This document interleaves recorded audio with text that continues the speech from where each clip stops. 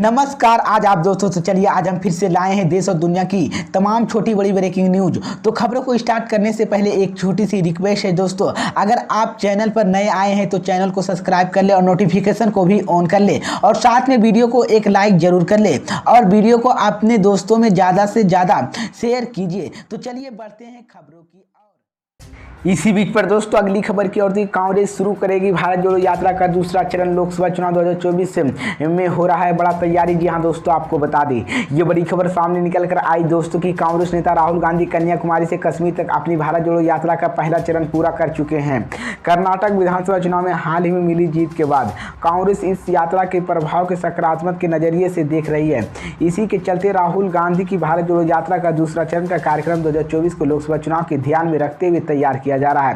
Party की रणनीति है कि यह यात्रा चुनाव से ठीक पहले खत्म हो ताकि इससे बने माहौल के भरपूर फायदा उठा सके। इस बीच में आपको बता दें कि वहीं कांग्रेस की शीर्ष नेता मानते हुए भारत जोड़ो यात्रा से पहले चरण में कांग्रेस नेता राहुल गांधी की देश की मानने एक नई छवि उभरी है। इसी के चलते दूसरा चरण का यात्रा एक बार फिर से राहुल गांधी सड़कों पर उतरने वाले हैं। भारत जोड़ो यात्रा का दूसरे चरण में राहुल ने पूर्व से पश्चिम की यात्रा कर सकते हैं। अरुणाचल प्रदेश से शुरू होकर यह यात्रा गुजरात में पैरबंदी पहुंचकर समाप्त हो सकती है।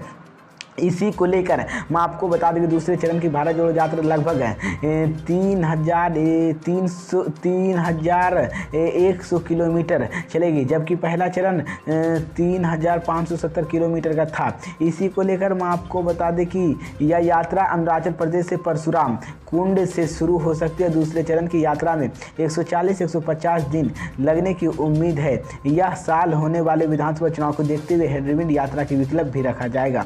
कांग्रेस की यह रणनीति 2024 के ठीक चुनाव से पहले भारत जोड़ो यात्रा का चुनाव बड़ा फायदा कांग्रेस को देखने को मिलेगा। इसी बीच पर दोस्तों अगली खबर की ओर 2024 को चुनाव को लेकर अखिलेश यादव के संभाला मोर्चा बीजेपी को टक्कर देने के लिए बनाई बड़ी रणनीति। जी हां दोस्तों, आपको बता दें ये बड़ी खबर सामने निकल कर आई दोस्तों। आगामी 2024 के लोकसभा चुनाव को लेकर समाजवादी पार्टी के अध्यक्ष अखिलेश यादव ने खुद पूरी तरह से मोर्चा संभाल लिया है। अखिलेश यादव खुद जिलों वहां से पदाधिकारी के साथ बैठक कर रहे हैं। शुक्रवार को भी सपा के अध्यक्ष ने सेना भर मिजोरमपुर पदाधिकारियों के साथ बैठक की है और बूथ स्तरीय संगठन मजबूत करने को कहा।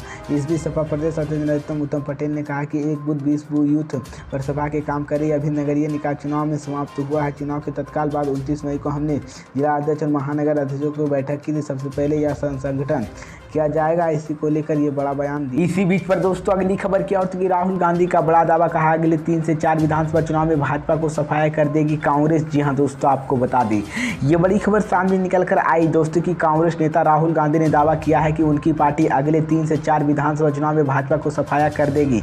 उन्होंने यह भी दावा किया है कि उनके पास सीतामढ़ी भारतीयों को हराने के लिए सीतामढ़ी जरूरी है। साथ ही यह भी कहा गया कि भारतीय आबादी का एक बड़ा हिस्सा भाजपा के समर्थन नहीं करता है। अमेरिका के 3 शहरों की अपनी यात्रा के दौरान राहुल गांधी ने गुरुवार को जाने माने भारतीय अमेरिका फ्रेक इस्लाम द्वारा उनके आयोजित स्वागत कार्यक्रम में यह टिप्पणी की है। कार्यक्रम में एक सवाल में जवाब में है राहुल गांधी ने कहा कि लोगों को ऐसा लगता है कि आरएसएस और भाजपा की ताकत को रोका नहीं जा सकता है, लेकिन ऐसा नहीं है कि यह एक छोटी सी भविष्यवाणी करता हूं कि अगले 3 से 4 चुनाव में जो हम भाजपा के खिलाफ सीधे लड़ेंगे उनमें से उसका सफाया होगा। उन्होंने यह कहा कि मैं आपको बता सकता हूं कि विधानसभा चुनाव में उनके विस्तृत कठिन समय है।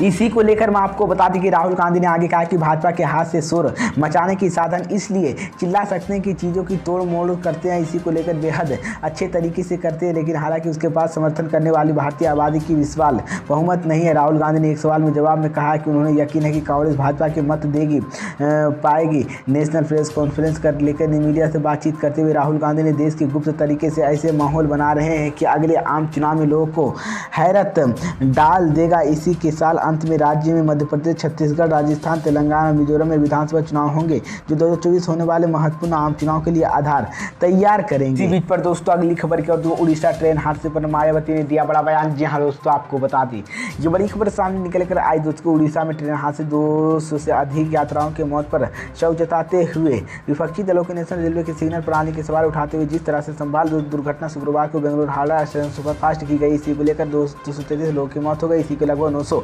लोग घायल हुए हैं। इसी घटना पर बीएसपी प्रमुख मायावती ने बड़ा बयान दिया है। बीएसपी की चीफ मायावती ने कहा कि दक्षिण भारत के चेन्नई सेंट्रल एक्सप्रेस सहित 3 ट्रेनों को उड़ीसा के बलात्कार बलसोर से जिले की कल हुई और भविष्य में दुर्घटना हुई है। काफ़ी समय से ये घायल है।